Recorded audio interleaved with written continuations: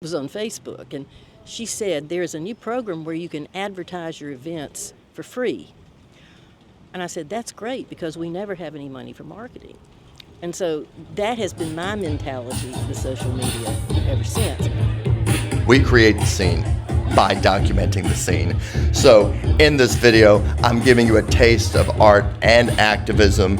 I'm giving you the full uncut interview I just recorded with Dr. Bridget Smith Pieschel. So no matter what side of the fence you're on, please listen to the whole thing because you're going to see really how simple it is to change minds and influence people. And that's more important than ever right now and more possible than it's ever been.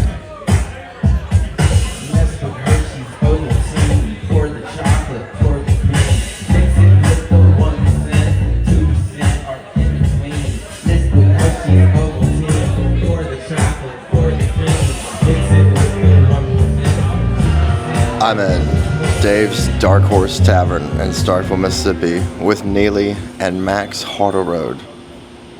We're checking out what's happening this weekend. A lot of activism, a lot of creativity. They're making signs for the No Kings protest happening next Saturday in Starkville.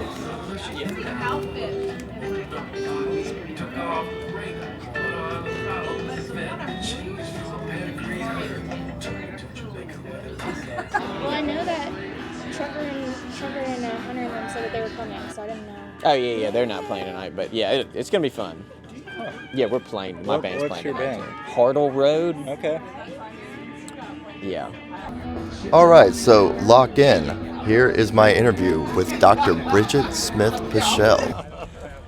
Good to see you, Larry. Well, I'm the type of personality that hasn't ever minded protesting something that I see is wrong. It's kind of part of my personality, and I think my college years at the W during the 70s made me, that was first wave feminism.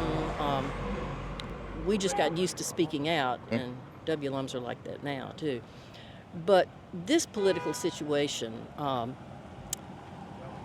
protested during Trump's first term too, because there were so many different things wrong. And I was absolutely astounded that he was elected a second time.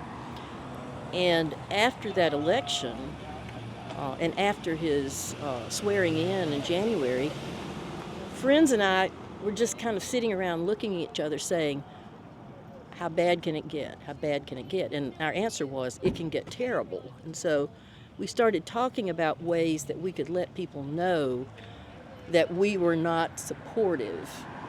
And you know, we may be a red state, but we're actually a purple state. There are a lot of people in Mississippi who are against the current administration's policies on immigration, vaccination, women's rights,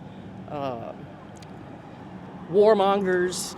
I mean, one thing that's nice about this protest is you talk to one person, they've got their thing they're protesting. You talk to another one, we've got this person who says, I want to make sure that we defeat Russia in the Ukraine war.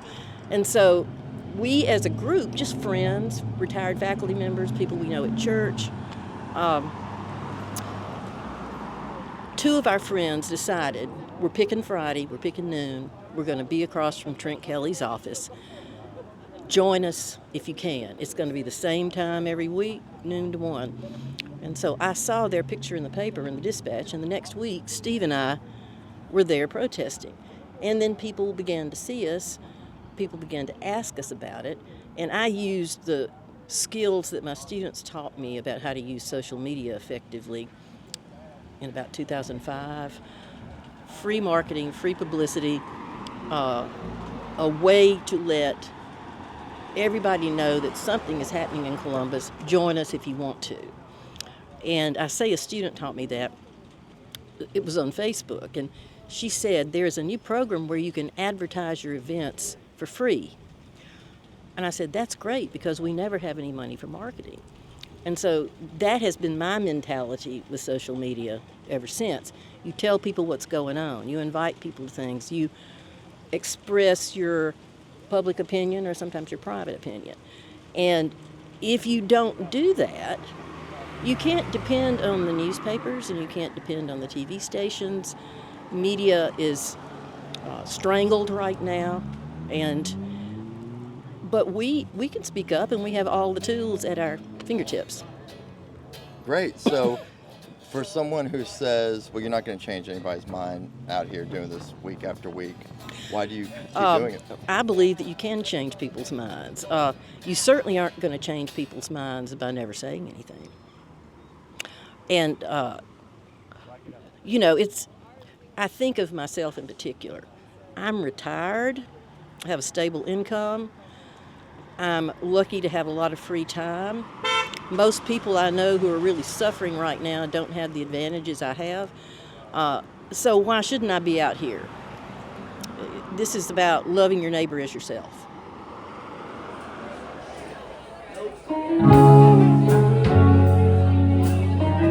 The more I do this work, the more I realized how aligned we are, how much we're working from one mind, really, how we're in the spider web, y'all, and it's beautiful. The words that Dr. Pieschel was saying, I've said these same words, and my friends, I don't think that she knows that. I think we just really are aligned. We want to empower people. We want to show people anything is possible. And my dream 3 years ago was to be able to control my schedule. And it's not that people don't want to work. People want meaningful work. People want to be doing things. We just want the freedom to be able to do that work. And when you have to wake up at 7 o'clock in the morning to get to work at 8, I mean, you can't do these things.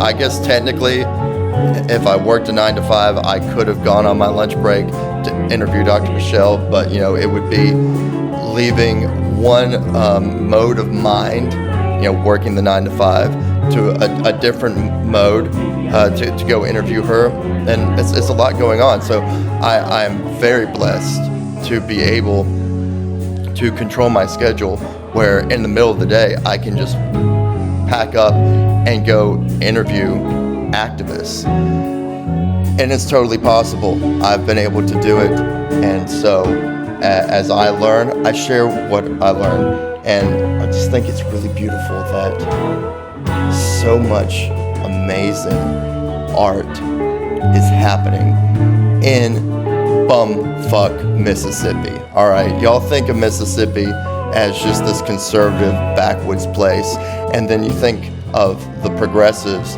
as being, blue-haired abortionists.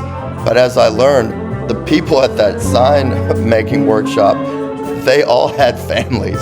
So I think it's beautiful that, the real leftists, the real progressives, they're not as postmodern as you might think. They're actually pretty traditional. So thank you, everybody who's supported the work we're doing at New Era Lab. We just had our first fundraiser and raised over $1,000, which is beautiful because I'm on a mission to raise $1 million for Mississippi artists by 2030. So thanks, everybody, for all your support.